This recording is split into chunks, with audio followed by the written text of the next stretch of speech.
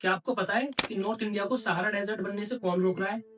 It's not the Himalayas, it's the Aravallis. पूरे world के सबसे ज्यादा ओल्डेस्ट फोल्ड माउंटेन कहा जाता है और आज इस प्रोटेक्टर को खुद प्रोटेक्शन की जरूरत है। तो आज इस वीडियो में हम बात करने वाले हैं अरावली की ज्योग्राफी की और क्यों दिसंबर 2025 में सुप्रीम कोर्ट को खुद अपने ही फैसले पे स्टे लगाना पड़ा।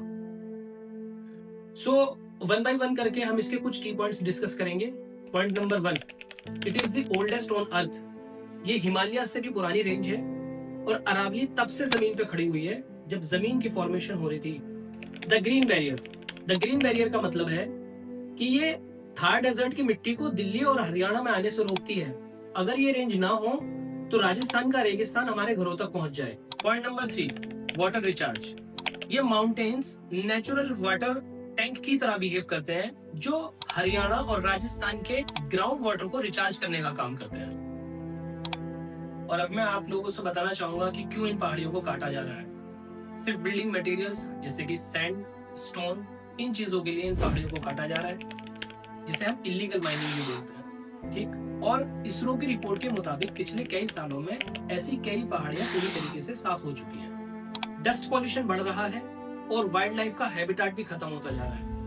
ऑलरेडी दिल्ली की ये हालत है कि यहाँ की हवा में सांस लेना मुश्किल है। अगर ये पहाड़ियां भी कट गईं तो सोचिए, जब थार डेजर्ट की मिट्टी हरियाणा और दिल्ली तक पहुंचेगी तो दिल्ली की एनवायरनमेंट का, दिल्ली के एटमॉस्फेयर का क्या हाल होगा। नवंबर 2025 में सुप्रीम कोर्ट ने एक नई डेफिनेशन एक्सेप्ट की और क्या कहा कि 100 मीटर से ऊंची पहाड़ियों को ही अरावली माना जाएगा।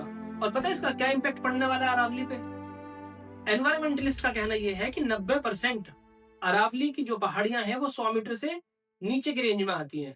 तो ये तो खुला खुला इशारा हो गया कि आप इलीगल माइनिंग को बढ़ावा दे रहे हैं। और अगर ऐसा हो जाए, ऐसा हो गया, ये ऑर्डर पास हो गया, तो 90% जो पहाड़ियां हमारी अरावली की हैं वो लीगल प्रोटेक्शन से बाहर हो जाएंगी।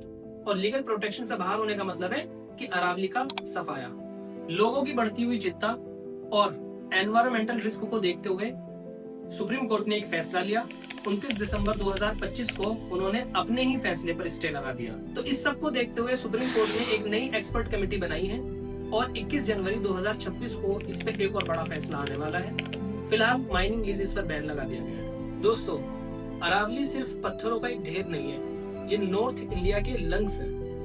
अगर ये नहीं बची तो हमारी आने वाली जनरेशन के पास न तो सांस लेने के लिए साफ हवा होगी और न पीने के लिए पानी। तो आप लोगों को क्या लगता है, क्या डेवलपमेंट के नाम पर हम अपने इकोसिस्टम को सैक्रिफाइस कर रहे हैं? कमेंट में बताइए।